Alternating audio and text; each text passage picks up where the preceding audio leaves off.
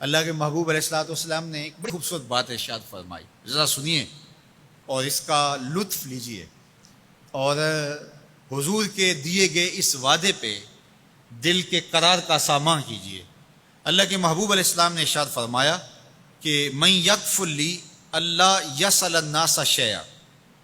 جو شخص مجھے اس بات کی ضمانت دے کہ وہ اللہ کے علاوہ کبھی بھی کسی سے کوئی سوال نہیں کرے گا، جب بھی کوئی مشکل ہوئی، جب بھی تکلیف ہوئی تو وہ سوال مالک کی دہلیز پہ کرے گا،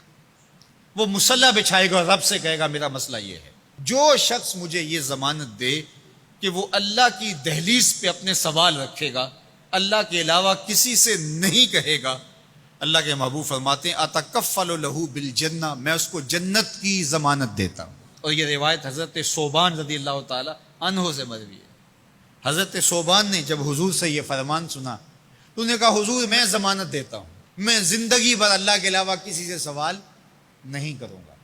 اور صحابہ نے پھر اس پہ عمل کر کے دکھایا۔ صحابی کا کوڑا گرتا ہے اور وہ بھی گھوڑے سے نیچے اتر کے خود اٹھاتا ہے، کہا جاتا ہے جناب آپ نے کہہ دیا ہوتا ہم اٹھا کے دے دیتے، کہا ہاں نہیں، ہم نے حضور سے عہد کیا تھا کہ اللہ کے علاوہ کسی سے سوال نہیں کریں گے۔ تو انہوں نے اتنا لحاظ رکھا اور اپنے وعدے کی پاسداری اس انداز سے بھی کی۔ تو یہ ہے وہ دولت جو کسی بندے کو اللہ صالح اعمال کے نتیجے میں عطا کرتا ہے۔ حضرت حسن بصری رضی اللہ تعالیٰ عنہ فرماتے ہیں کہ یہ کسی شخص کا ضعیف یقین ہے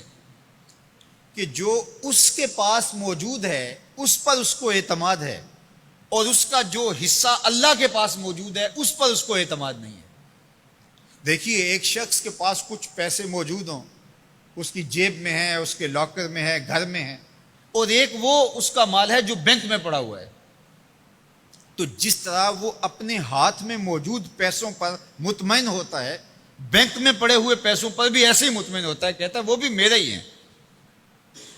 تو جو شخص بینک میں پڑے ہوئے پیسوں پر تو مطمئن ہے، گھر میں موجود رقم پر تو مطمئن ہے، اس کے ہاتھ میں اس کی جیب میں جو ہے اس پر تو مطمئن ہے، اور اس کی قسمت کا جو ابھی اللہ کے پاس ہے اس نے ابھی اس کو دیا نہیں، اس پہ مطمئن نہیں ہے، تو حضرت حسن بصری فرماتے ہیں اس سے بڑھ کر ذوف یقین اور کیا ہوگا